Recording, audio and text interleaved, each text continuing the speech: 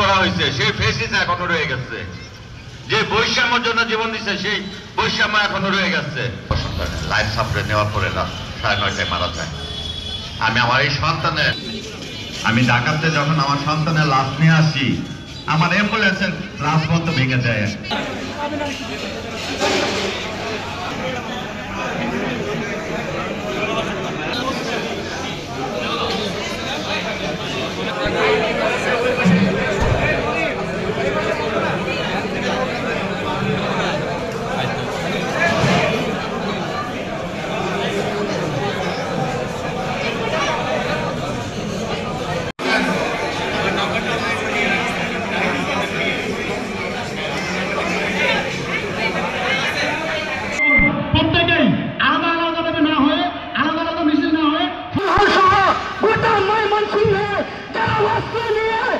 বাবা খ্যাত দিয়ে থাকে আমরা দুজন, সকল শহীদদের বাবারা শহরের 2 জন রয়েছে, তার মধ্যে ইনি একজন।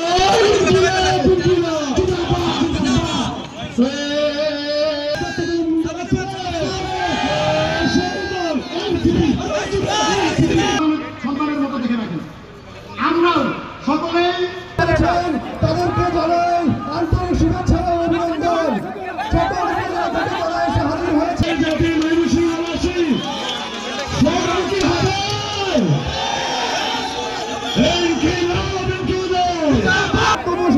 অপেক্ষা করে আছেন, আপনারা এখন তাদের বক্তব্য শুনবেন।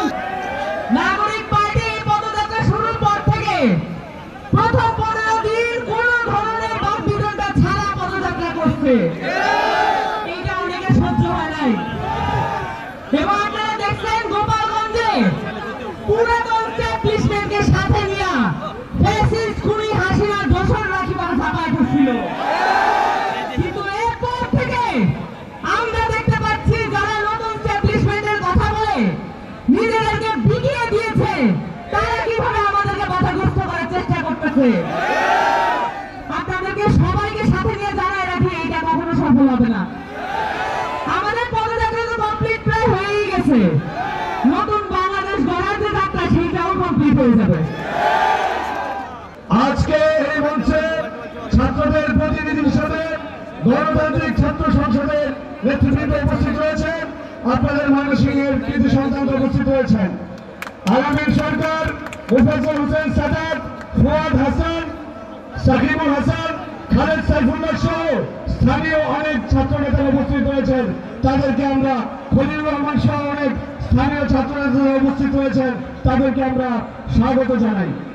যে আমরা দেশব্যাপী জুলাই পদযাত্রায় প্রত্যেকটা জেলায় যাচ্ছি এবং আপনাদের ভালোবাসা পাচ্ছি, সেখানে ময়মনসিংহ অন্যতম হয়ে থাকবে। আমরা যে পদযাত্রা করলাম সেখানে কানায় কানায় রাস্তা পরিপূর্ণ ছিল, আপনারা অনেক ভালোবাসা দিয়েছেন।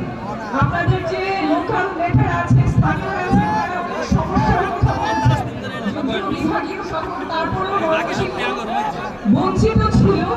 আপনাদের যারা স্থানীয় নেতারা আছেন তারা তো কাজ করবেনই, তার পাশাপাশি নাগরিক পার্টি থেকে আপনারা, আমরা যে বিচার এবং সংস্কারের কথা বলছি, সেই বিচার এবং সংস্কারে আমরা আপনাদেরকে পাশে পাবো। আপনাদের সন্তানেরা যেই কারণে রাস্তায় নেমেছে, জাতীয়